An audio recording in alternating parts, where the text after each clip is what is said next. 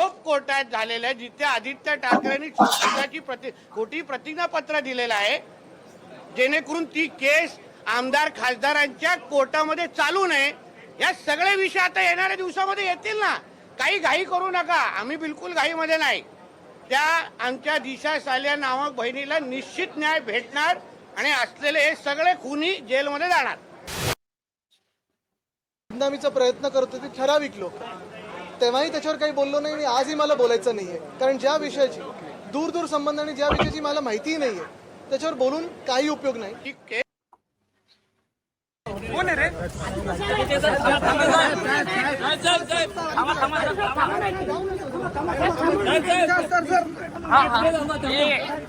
थांबले साहेब, थांबले. अरे थांबले साहेब.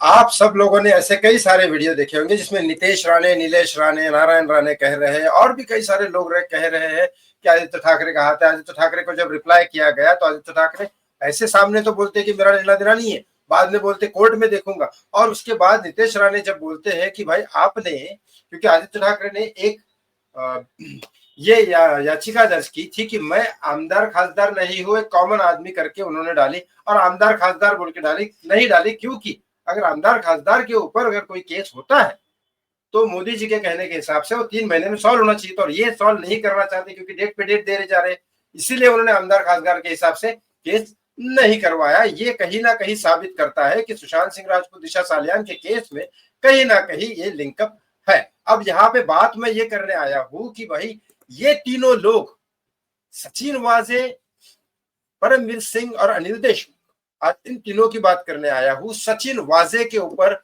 सचिन वाजे को मैंने बोला था आपको कि सचिन वाजे गवाह बन रहा है, कोर्ट में जाने वाला है, लेकिन उसके ऊपर अटैक हो गया है. उसका देखो आप हाथ इंजर्ड है और वो कोर्ट में पहुंचने वाला था, लेकिन उसके ऊपर नॉर्मल अटैक हुआ है. कोई बड़ी जानलेवा टाइप में हुआ या कैसा हुआ अभी तक कोई खबर नहीं आई है और ये खबर आपको न्यूज मीडिया में मिलने नहीं वाली है, बता रहा हूं.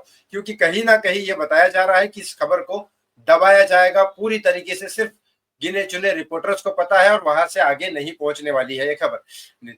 सचिन वाजे को पता चल चुका है या तो मैं जेल में सड़ूंगा या तो मेरी जान चली जाएगी. लेकिन अगर मैं सुशांत सिंह राजपूत दिशा सालियान के लिए गवाह बनता हूं तो हो सकता है परमवीर सिंह की तरह मेरी जॉब वापस मिल जाए, सब कुछ मेरा ठीक हो जाए, मैं जेल से बाहर भी निकल जाऊं.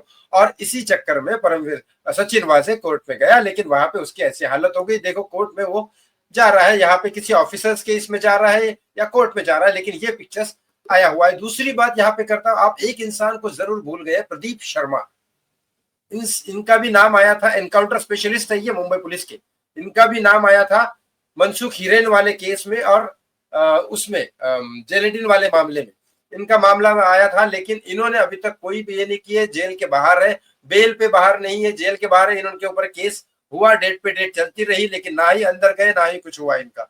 लेकिन यहाँ से ये जो मेन 3 लोग थे, इसमें से मेन सचिन वाजे गवाह बनने को पूरी तरह से तैयार है और पूरी तरीके से वो कोर्ट पे पहुंच चुका है. अब वो शायद गवाह बनेगा पटना वाले कोर्ट में, और अगर वहां से बनेगा तो फिर आप समझ जाइए सुशांत सिंह राजपूत दिशा सालियान को इंसाफ मिलेगा. और जो भी नारायण राणे, नितेश राणे, नीलेश राणे जो कह रहे हैं, और ये जो बीच में आपने वीडियो देखा था कि आदित्य ठाकरे मिलने जा रहे किसी को, ये बहुत बड़ी मीटिंग हो रही थी जहां पे वो मिलने जा रहे हैं और कहा जा रहा है कि वो मीटिंग में सॉर्ट आउट करने जा रहे हैं कि मेरा नाम किसी भी तरह से अंदर से निकालो.